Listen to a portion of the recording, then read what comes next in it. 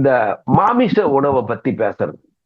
ஏன்னா மாமிச உணவு வந்து நம்ம தமோ குண உணவுல வந்துடுச்சு. இது வந்து மனதிற்கு என்ன செய்யுது அப்படின்றத விட ஒரு ஆன்மீக சாதகன், ஒரு பக்தன், பகவான் மேல அன்பு வைத்திருக்கின்றவன், பகவான் வேணும்னு நினைக்கிறவன், அப்போ பகவானோடு தன்னுடைய உறவை வந்து வளர்த்துக்கணும்னு நினைக்கிற ஒரு பக்தன் பகவானை போலவே மாறணும். பகவானுக்குள்ள பண்புகளை வந்து இவனுக்குள்ள வளர்த்துக்கணும். மனித நிலையிலிருந்து தேவ நிலைக்கு அவன் வந்து தன்னை வந்து மாற்றிக்கொள்ளணும். அப்படி பார்க்கின்ற பொழுது சாப்பாடு என்பது உயிர் வாழ்வதற்கு நிச்சயமாக உடலை பாதுகாப்பதற்கு தேவை. அதுல வந்து என்ன மாதிரி உணவு இருந்தா நம்ம பகவானுடைய சிந்தனை வந்து கெடாம மற்ற சிந்தனைகள் இடையூறு பண்ணாம இருக்க முடியுன்றதுக்காக உணவை தேர்ந்தெடுக்கிறோம். அதே சமயத்துல வேறு ஒரு விஷயத்தையும் இந்த இறைவன் மீது நாட்டம் உள்ளவர்களும் சரி, மற்ற சாதாரண மனிதர்களும் தெரிந்து கொள்ள கொண்ட ஒரு விஷயம் என்னவென்றால், ஒன்றை அழித்துதான் இன்னொன்று வாழ வேண்டும் என்பது இறைவனுடைய படைப்பிலே நியதி. ஆனா மனிதனை தவிர வேறு நமக்கு கீழே உள்ள உயிரினங்கள் எடுத்துக்கொண்டா அதுக்குன்னு என்ன உணவோ அந்த உணவை தவிர வேறு வகையான உணவு அது எடுத்துக்கிறதே இல்லை. மனிதன் மட்டும்தான் எதை வேணாலும் சாப்பிடணும் அப்படின்ற ஒரு இதுக்கு துணிச்சலும், சாப்பிட்டு பார்க்கலாம், கேவலமான ஒண்ணா இருந்தா கூட அதை வந்து அதுக்கு வேற ஒரு ஸ்டைல இதுக்கு அது ஒரு இதை பண்ணிட்டு அதை சாப்பிட்டு பார்க்கலான்ற மாதிரிதான் ஒரு குரூரமான ஒரு எண்ணம் மனிதர்களுக்கு இருக்கிறது. இன்னைக்கு மனிதன் வந்து ருசி பார்க்காத உயிரினமே இல்லைன்ற அளவுக்கு எல்லாம் மனித இனம் வந்து வளர்ந்து போச்சு. ஒவ்வொரு நாட்டிலையும் பாத்தீங்கன்னா அது ஒண்ணும் விவரமா நான் சொல்லணுன்ற அவசியமே இல்லை. இப்போ நமக்கு கீழே இருக்கிற மாமிசம் என்று சொன்னாலே, நான் இதுக்கு முந்தைய வகுப்புல கூட நம்ம இதை பத்தி பேசும்போது பைபிள்ல இருந்து குரான்ல இருந்து நம்மளுடைய இந்து மத இதுல மட்டும் இல்லாம வேற்று மத இதுலயும் கூட அவங்க எல்லாம் வந்து இந்த மாதிரி புலால் உணவு வந்து கடவுள் மேல பக்தி இருக்கிறவங்க இதெல்லாம் வந்து தவிர்க்கணும் அப்படின்றது சொல்லியிருக்காங்க. ஆனா அவங்க வந்து சரியான கோட்பாடுகள் மற்ற இதுல இல்ல, பிரின்சிபல் கிடையாது, அங்க ஐடியாலஜி இல்ல, தத்துவங்கள் கிடையாது, அதாவது சட்டத்திட்டங்கள் மாதிரிதான் இதை வச்சுக்கிறோம் இல்லையா. அவங்களுக்கு பின்னால மற்ற மதங்கள்ல பாத்தீங்கன்னா நம்ம இதுக்கு மாதிரி பிலாசபி கிடையாது, நம்ம இந்து இதுல இருக்கிறது.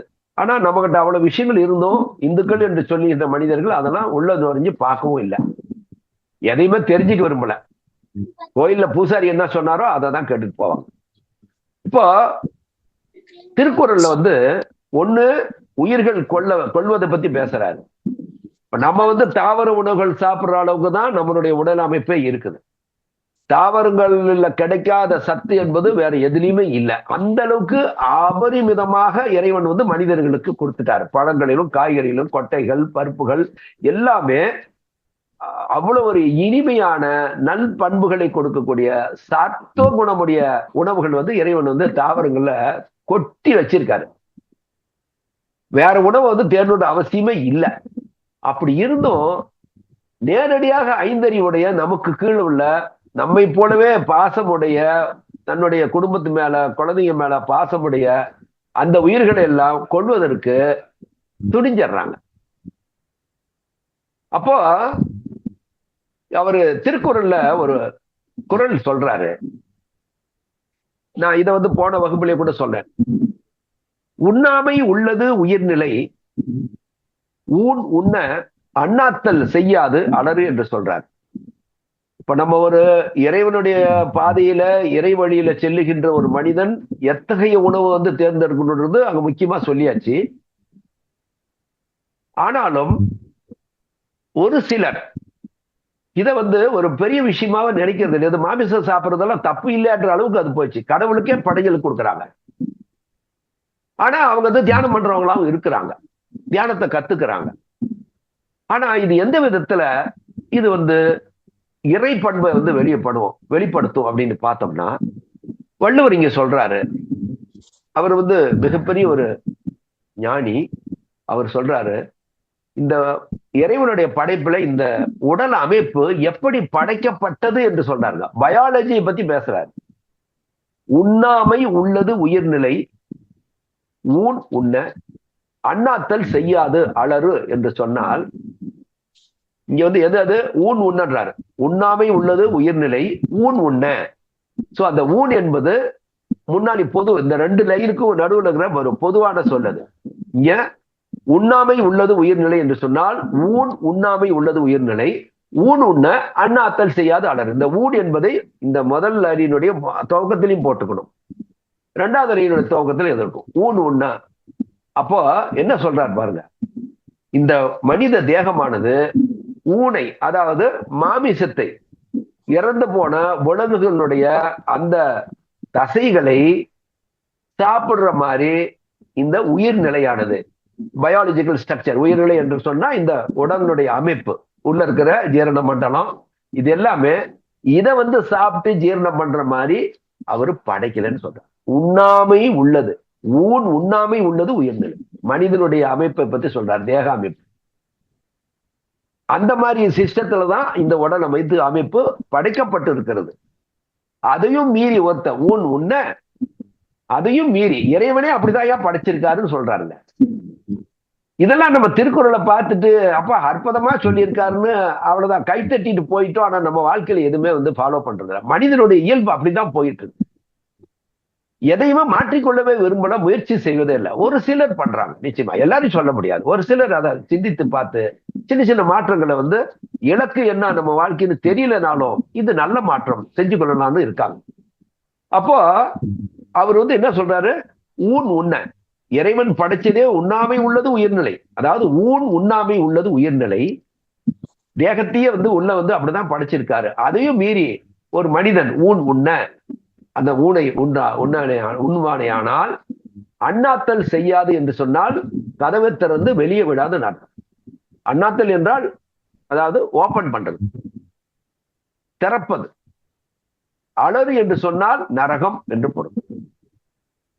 இங்க நரகம் சொர்க்கம் என்பது தனித்தனி உலகம் என்பதல்ல, இங்க நரகம் என்பது துன்பம்.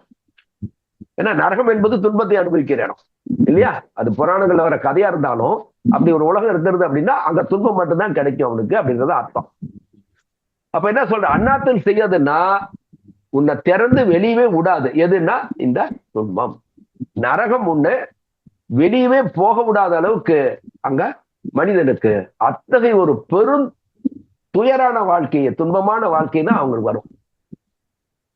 ஒரு உயிரினுடைய மாமிசத்தை இதுல துடிக்க துடிக்க கடவுள் பெயரால கடவுளுக்கு வந்து கொண்டு போய் அவங்களுக்கு வந்து அதை கத்த தடுத்த இருக்கிறார்.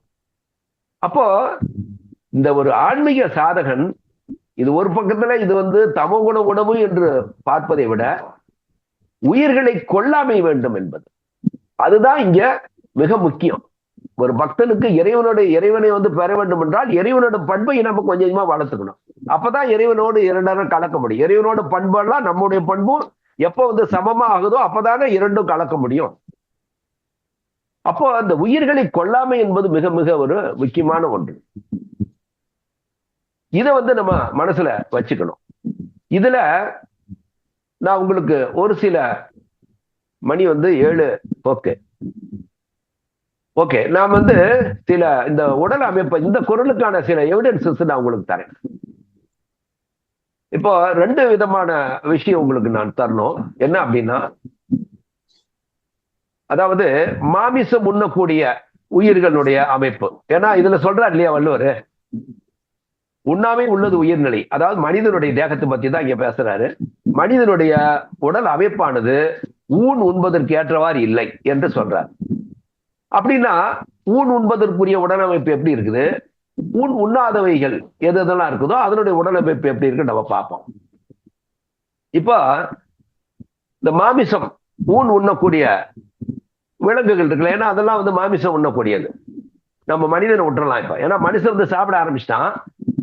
அவனுக்கு வந்து அந்த உடலமைப்பு அப்படி பகவான் கொடுக்கல. அவன் வந்து பழங்கள், இலை, தள், இப்போ இந்த மாதிரி இதுதான் வந்து வெஜிடபிள்ஸ் தான், கிரீன் வெஜிடபிள்ஸ், ஃப்ரூட்ஸ் இதுதான் சாப்பிட்ற மாதிரி இருக்கு. இப்போ மாமிசம் சாப்பிடக்கூடியவருடைய உடல் அமைப்பு எப்படி இருக்கு பாருங்க. அந்த மாமிசம் சாப்பிடுற விலங்குகள் எடுத்துக்கிட்டீங்கன்னா அதனுடைய நகங்கள் கைகள்லயும் கால்களையும் மிக நீண்ட நகங்கள், கூர்மையான நீண்ட நகங்கள் இருக்கும். இதெல்லாம் வந்து உயிர்களை கொன்று சாப்பிடக்கூடிய விலங்குகள். ஆனா இந்த எந்தெந்த விலங்குகளையே கூட நீங்க எடுத்துங்க, எதெல்லாம் அந்த இலை தலை புல்லு பூச்சி இதெல்லாம் சாப்பிடுதோ அதுக்கெல்லாம் பாத்தீங்கன்னா கூர்மையான நீண்ட நகங்கள் வந்து அங்க இருக்காது, மழுங்கிய நகங்கள் மாதிரிதான் இருக்கும். இதெல்லாம் நீங்க ஆராய்ச்சி பண்ணிக்கங்க, இறைவன் படைப்பிலே பாருங்க. அதே மாதிரி இந்த மாமிசம் சாப்பிடக்கூடிய விலங்குகளுக்கு வேர்க்காது, தோலில துவாரங்கள் இருக்காது. ஏன்னா இந்த குளிர்ச்சியை வந்து பாடி மெயின்டைன் பண்றது இந்த துவாரங்கள் வழியா வியர்வை வந்துதான் பாடியை வந்து கூலிங்கா வச்சிட்டு இருக்கோம். ஆனா இதுக்கு எங்க வேர்க்கும் அப்படின்னா உடம்புல வேர்க்காது, நாக்குல வேர்க்கும். இந்த மாமிசம் சாப்பிடக்கூடிய எல்லா விலங்கும் நாக்கை வந்து கீழே தொங்க போட்டுக்கிட்டே இருக்கும், பாத்தீங்கன்னா அதுல இருந்து நீர் சொட்டிக்கிட்டே இருக்கும், நாக்கை வந்து நீட்டிட்டு தான் இருக்கும். இது எல்லாமே பாத்தீங்கன்னா இந்த மாமிசத்தை சாப்பிடக்கூடியதா இருக்கும். அதே நீங்க இந்த விலங்குகள் எடுத்துங்க, மாமிசம் சாப்பிடாம இலைத்தலை புல்லு சாப்பிடுற எடுத்தீங்கன்னா இதுல வந்து தோல்ல வந்து அதுக்கு வேர்க்கக்கூடியதா இருக்கும், தோல் மெல்லியதாக இருக்கும். அடுத்தது முன் பற்களை பாத்தீங்கன்னா இந்த கோரை பற்கள் நீட்டமா இருக்கும், சதையை கிழிப்பதற்கான கூர்மையான முற்பற்கள் பகவான் வந்து அப்படியே படைச்சிருப்பார் அந்த மாமிசம் சாப்பிடுற விலங்குகளுக்கு. ஆனா இதே தாவரம் சாப்பிடுறத விலங்குகள் எடுத்தீங்கன்னா இப்ப யானை இருக்குது, ஸோ இந்த மாதிரி பெரிய பெரிய இதெல்லாம் பாத்தீங்கன்னா அதுக்கெல்லாம் இப்ப குதிரை இருக்குது, இதெல்லாம் பாத்தீங்கன்னா ஹார்ஸ் பவர்னு என்ஜினுக்கே வந்து இதெல்லாம் வந்து ஹார்ஸை வச்சுதான் பவர் வந்து அவ்வளவு பவர்ஃபுல்லான ஒரு இதுதான். இப்போ இந்த மாதிரி நீங்க வந்து இது தாவரங்களை சாப்பிட பாத்தீங்கன்னா அங்க முன்மை வந்து பற்கள் வந்து கூரான பற்கள் அங்க இருக்காது. அதே மாதிரி நீங்க வாயில வந்து உமிழ் சுரப்பி எதுக்கு இருக்கும், எதுக்கு இந்த மாமிசம் சாப்பிட்றதுக்கு, அதனாலதான் அந்த வாயில இருந்து உமிழ் சொரந்து கீழே வந்துட்டே இருக்கும். ஆனா இங்க நீங்க அதே வந்து தாவரம் சாப்பிடுற விலங்குகள் எடுத்துக்கிட்டீங்கன்னா அது நன்றாக உமிழ்நீர் சுரப்பிகள் அது சாப்பிட்றத வந்து வாயில அடக்கி வச்சுட்டு மெதுவா உமிழ்நீரை சேர்த்து சேர்த்து சேர்த்து அது வாயில மெதுவா மென்று மென்று சாப்பிடும். அதே மாதிரி இங்க இது பாத்தீங்கன்னா இந்த மாமிசம் சாப்பிடுற விலங்குகள் எடுத்துக்கிட்டீங்கன்னா இங்க அந்த கூர்மையான பற்கள் மட்டும் இல்ல, அந்த உள்ள வாய்க்குள்ளார நல்ல மென்னு அசை போட்டு மெல்றதுக்கான தட்டையான கடவாய் பற்கள் வந்து தாவர உணவு சாப்பிடுறதுக்கு எல்லாம் இருக்கும். மாடுக்கு எடுத்துங்க, பசு மாடு ஆடு இந்த மாதிரி இதுங்களுக்கெல்லாம் இந்த கடவாயில் இருக்கக்கூடிய தட்டையான பற்கள் இருக்கும், ஏன்னா அது உணவு நல்லா மென்னு மென்னு மென்னு மென்னு ஜீரணம் பண்ணும். இதெல்லாம் என்ன அப்படியே கடிச்சு அப்படியே முழுங்கிடும், அப்படியே பல்லுல கிழிக்கும் கிழிக்கும் கிழிச்சோன்னா அப்படி அப்படியே ஸ்வாலோ பண்ணிவிடாது. சரி, அதை விட முக்கியமான ஒரு இது வித்தியாசம் என்னன்னு பாத்தீங்கன்னா இந்த வயிற்றுல ஜீரணிக்கிறதுக்குன்னு வந்து இந்த இது வருது இல்லையா, அமிலம் இருக்கும். நம்மளுக்கு எல்லாம் வந்து ஹைட்ரோகுளோரிக் ஆசிட் வருதுன்னு சொல்றாங்க இல்லையா, அது மாதிரி இந்த விலங்குகள் மாமிசத்தை அடிச்சு சாப்பிடக்கூடிய விலங்குகள் பாத்தீங்கன்னா இந்த அதுங்க எலும்பு எலும்பு எல்லாத்தையும் அப்படியே கடிச்சு எல்லாத்தையும் உள்ள முழுங்கிடும், அப்படியே அதெல்லாம் ஜீரணம் பண்ணணும். அப்ப அதையே வந்து எலும்பையே கூட அதை அப்படியே சும்மா அப்படியே கரைக்கிற மாதிரி அது வயிற்றுல வந்து அடர்த்தியா ஹைட்ரோகுளோரிக் அமிலம் எதுல அனிமல்ஸுடைய வயிற்றுல. ஆனா இதே நீங்க மாமிசம் சாப்பிட புல்லு இலை தலை பழங்கள் இந்த மாதிரி சாப்பிடுறது எடுத்துக்கிட்டீங்கன்னா இந்த இந்த மாமிசம் சாப்பிடுற விலங்குகளோட 20 மடங்கு அமிலம் வந்து குறைவா இருக்கும், அதனுடைய அடர்த்தி டென்சிட்டின்னு சொல்லுவாங்கல்ல அவ்வளவு. ஏன்னா இப்ப இதுக்கு வந்து எலும்பு கிளும்பு எல்லாத்தையும் கரைக்கணும், அதனால அவையிலேயே கான்சென்ட்ரேட்டடா இருக்கும். ஆனா இங்க இதெல்லாம் வந்து ஆராய்ச்சியில பண்ணு, நான் வந்து இதை சும்மா உங்களுக்கு சொல்லல, இதெல்லாம் ஆய்வுகள் மூலமாக எடுக்கப்பட்ட புள்ளி விவரங்கள் இதெல்லாமே. சரி, அடுத்தது வந்து குடலினுடைய நீளத்தை பாருங்க. இந்த மாமிசம் சாப்பிடுற விலங்குகளுக்கு பாத்தீங்கன்னா இந்த அதாவது மனிதன் இந்த இதுக்கு வந்து பாத்தீங்கன்னா இந்த மாமிசம் சாப்பிடுறது பாத்தீங்கன்னா இந்த மாமிசம் சாப்பிடக்கூடிய விலங்குகளுடைய அந்த குடலுடைய லென்த் இருக்குல்ல, இறப்பையிலிருந்து தொடங்கி மலவாய் வரலும் நீங்க எடுத்துக்கிட்டீங்கன்னாக்கா நீங்க இந்த அதனுடைய அளவுல நீங்க 10 மடங்கு நீளமா இருக்கும் அதிகமா. யாருக்கு? இந்த இலை தலை புல்லு இதெல்லாம் சாப்பிட்றவங்களுக்கு இதெல்லாம் வந்து அவ்வளவு நீட்டம் இருக்கும். ஏன்னா இது சீக்கிரமா வெளியே தள்ளி ஆகணும். யாரு? இந்த விலங்குகளுடைய மாமிசம் சாப்பிடுற விலங்குகள் வந்து அது சீக்கிரமா ஜீரணம் பண்ணி வெளியே அதிக நேரம் உள்ள வச்சிட்டு இருக்க முடியாது. ஏன்னா எல்லாமே வந்து அழுகிற தன்மை உள்ள இதை தான் அது உள்ள வச்சிட்டு இருக்கும். அது உடம்புக்குள்ள அதிக நேரம் வச்சு அதே தான் அது உணவாக சாப்பிடுது எப்பயுமே, வேற மாற்று உணவுலாம் கிடையாது. அப்ப என்ன பண்ணா இறைவனுடைய படைப்பிலேயே அதை விரைவாக வெளியே தள்ளிடும். ஆனா அதே இதை பாத்தீங்கன்னா நீங்க காலையில சாப்பிட்டதுன்னா சாயங்காலம் தான் அது வந்து அதனுடைய இதே வெளியே போகணும், அடுத்த நாள் தான் வெளியில வந்து அதனுடைய கழிவுகளை தள்ளும். 10 மடங்கு இந்த இதை வந்து அதை வந்து விலங்குகளுடைய மாமிச சாப்பிட்ற விலங்குகளோட 10 மடங்கு நீளமாக இருக்குது. மனிதர்களுக்கும் அந்த மாதிரிதான் இருக்குது. மனிதனுடைய நிலைமை நீங்க எடுத்துக்கிட்டாலும் அதே மாதிரிதான். மனிதர்கள்லாம் பாத்தீங்கன்னா நீங்க வந்து இதே அந்த மாமிசம் உண்ணாத உடல் தான். நகங்கள் இருக்காது. தோல்ல பார்த்து கோடிக்கணக்கான வியர்வை துவாரங்கள் இருக்கு. ஆனா மாமிசம் சாப்பிட்றதுக்கு துவாரங்கள் வந்து தோல்ல வேர்க்காது. கூர்மையான முன்பற்கள் மனிதர்களுக்கு கிடையாது. தானியங்களை கொட்டைகளை வந்து நம்ம ஜீரணம் பண்றதுக்கு நல்லா மென்னு இது பண்றதுக்கு உமிழ்நீர் சுரப்பிகள் வாயில இருக்குது. அதே மாதிரி நம்மளதுல வந்து உமிழ்நீர் வந்து காரத்தன்மை அதிகமா இருக்கும். அந்த உமிழ்நீர்ல பாத்தீங்கன்னா அங்க அந்த அமிலத்தன்மை இருக்காது, அங்க வந்து காரத்தன்மை உடையதா இருக்கும். அப்ப அது வந்து வாயிலேயே ஜீரணம் பண்ற அளவுக்கு அதுல இருந்து வந்து தயாலின் அப்படின்ற அந்த இதுல வந்து அதனுடைய அந்த இது வந்து சுரப்பு அந்த இது வந்து அதுல இருக்கு. இதுல நம்மளுடைய உமிழ்நீர்ல தயாலின் என்ற ஒரு திரவ பொருள் இருக்குது. அது வந்து வயிற்றுக்குள்ள ஜீரணம் ஆகிறதுக்கு முன்னாலே வாயில ஓரளவுக்கு அது ஜீரணத்தை பண்ணிடும். அதே மாதிரி உணவை நன்றா மென்னு அரைப்பதற்கு தட்டையான கடவாய் பற்கள் நமக்கு இருக்குது. ஆனா இது மாதிரி இறைவன் வந்து அப்படிதான் அமைச்சிருக்காரு. வள்ளுவர் சொன்னா பாருங்க. அதுதான் இங்க அதுக்காக தான் நான் திரும்ப திரும்ப சொல்றேன். இப்ப இறைவனுடைய படைப்பிலேயே இதே இருக்குது. அதே மாதிரி வயிற்றில் உள்ள அமிலம் வந்து மாமிசம் சாப்பிடுகின்ற விலங்குகளை விட 20 மடங்கு குறைந்த அடர்த்தி உள்ளது. டென்சிட்டி பத்தி பாத்தீங்கன்னா 20 டைம்ஸ் வந்து அது டைலூட்டா இருக்கும். அதே மாதிரி குடலின் நீளம் நீங்க மற்ற மாமிசம் சாப்பிடுற விலங்கு போல 12 மடங்கு நீளமான. 24 ஹவர்ஸ் நீங்க வந்து வெளியில கழிவு தள்ளினாலும் கெட்டு போயிடாது. உடம்பு வந்து அவ்வளவு சீக்கிரம் பாதிக்காது. ஆனா சோ இதுல இருந்து நமக்கு என்ன தெரியுது அப்படின்னா, நம்ம ஒரு உண்மையை வந்து தெரிஞ்சுக்கணும். இறைவனோட படைப்பிலே வள்ளுவர் சொன்னது போல இந்த மனித தேகம் ஒண்ணு இந்த மாமிசத்தை சாப்பிடுறதுக்காக அது வந்து படைக்கப்படலன்றது ஒன்று. இன்னொன்னு உயிர்களை வந்து கொன்னு சாப்பிடக்கூடிய பண்பு பக்தனுக்கு இருக்கக்கூடாது. பல்லுயிர் ஓம்பி எல்லா உயிர்களும் ஓம்ப வேண்டும் என்று சொல்றார். ஆக பகுத்துண்டு பல்லுயிர் ஓம்புதல் தொகுத்து நூலெல்லாம் தலை. அப்போ நூல்கள் எல்லாம் பெரிய சாத்திரங்கள் எல்லாம் சொல்வது என்ன அப்படின்னா, எல்லா உயிர்களையும் பாதுகாத்து பகுத்து உண்டு. நாம சாப்பிடுறத அவங்களுக்கும் கொடுத்து சாப்பிடணும். இதுதான் வந்து இறை பண்புக்கு ஒரு தேவையான விஷயங்கள். ஆகவே நம்ம உணவை பத்தி இந்த மாமிச உணவை பத்தி ரொம்ப கேவலமா தான் சொல்றாரு வள்ளுவர். நம்ம அதெல்லாம் பேசிக்கிட்டே போனோம்னா டைம் இருக்காது. சோ இந்த உணவை பத்தி நாம இதெல்லாம் ஆசனத்தை வந்து ஒரு பக்கத்துல கிளான்ஸை கண்ட்ரோல் பண்ணாலும் ஏன் இதெல்லாம் ஆன்மீக இதுக்குள்ள வருது அப்படின்னா, இந்த விஷயங்கள்லாம் தெரியாம தியானம் கத்துக்கிட்டேன் நான் அங்க போனேன் பண்ணேன் அப்படின்னா அதெல்லாம் வந்து கொஞ்சம் கூட அந்த இறை உணர்வு என்பது நீங்க அனுபவிக்க முடியாது. முதல்ல அந்த உணர்வு எப்படி இருக்குன்னு கூட தெரியாது. மனம் வந்து அந்த அளவுக்கு ஒரு மென்மையாக பண்படவில்லை என்றால் அந்த இறைவனுடைய உணர்வு வந்து அங்க வெளிப்படப்படாது. ரிஃப்ளெக்ஷனே ஆகாது. மைண்ட் மென்டல் பிளேட்ல இறைவனுடைய இது வந்து உங்களை ஃபீலே பண்ண முடியாது. வள்ளலார் சொல்ற மாதிரி நெகிழ்ந்து நெகிழ்ந்து அன்பே நிறைந்து நிறைந்து ஊற்றினும் கண்ணீர் அதனால் உடம்பு நனைந்து நனைந்துன்னு சொல்றாரு. இந்த ஒரு ஃபீல் எப்படிங்க வரும்? மனதுக்கு என்ன தேவையோ அதை பக்குவப்படுத்துறது இல்ல. தேவையில்லாத உணர்வுகளை கட்டுப்படுத்துறதுக்கான முயற்சி சரியா பண்றது இல்ல. என்ன உணவு வந்து மனதிற்கு வந்து இந்த மாதிரி இதை வந்து சத்துவ குணத்தன்மை தருமோ இதெல்லாம் அது பண்றது இல்லை. அதனாலதான் இந்த அஷ்டாங்க யோகத்துல இதெல்லாம் 8 அங்கம். அதுல ஒரு அங்கம் இல்லைன்னா ஊனம் தானே.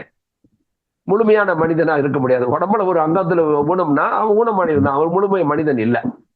அது மாதிரி இறைவனை அடையணும் அப்படின்னா இந்த விஷயங்கள் எல்லாமே மிக தெளிவாக இல்லாம ஒண்ணுமே பண்ண முடியாது. ஆன்மீகத்துல தியானத்துல வெற்றி அடைய முடியாது. இங்க எத்தகைய ஒரு குரு வந்து உங்களுக்கு கிடைச்சாலும் இந்த இதுல வந்து நீங்க ஸ்ட்ரிக்டா இல்லைன்னா பயனற்று போய்விடும் என்பதுதான். நிறைய வந்து திருக்குறள் வந்து பல குறள்கள் உங்களுக்கு சொல்ல நினைச்சேன். ஆனாலும் வகுப்பு வந்து நீங்க வந்து வேணும்னா நீங்க புலால் மறுத்தலை பாத்துங்க, கொல்லாமை இந்த 2 அதிகாரத்தை பாத்துங்க. 2 சொன்னேன் இல்லையா, கொல்லாமை இன்னொன்னு புலால் மறுத்தல். இந்த 2 அதிகாரத்தை திருக்குறளை பாத்துங்க. நான் வந்து இந்த வகுப்புல எடுக்கணுன்ற அவசியம் இல்லை. சரியா? சோ இந்த வகுப்பு வந்து நம்ம இதோட முடிச்சுக்கலாம். அடுத்த வகுப்புல வந்து நம்ம பிராணாயாமத்தை பத்தி பார்க்க போறோம். அடுத்தது அஷ்டாங்க யோகத்துல அடுத்த நிலை பிராணாயாமம். எப்படி ஏன் பக்தி வைத்திய மார்க்கத்துல இறைவனை அடைகின்ற அந்த மோட்சத்தை அடைகின்ற இந்த இதுல வந்து அஷ்டாங்க யோகத்துல பிராணாயாமம் என்ன ரோல் அப்படின்றத நம்ம இதே போல விஞ்ஞானபூர்வமா பார்க்கணும்.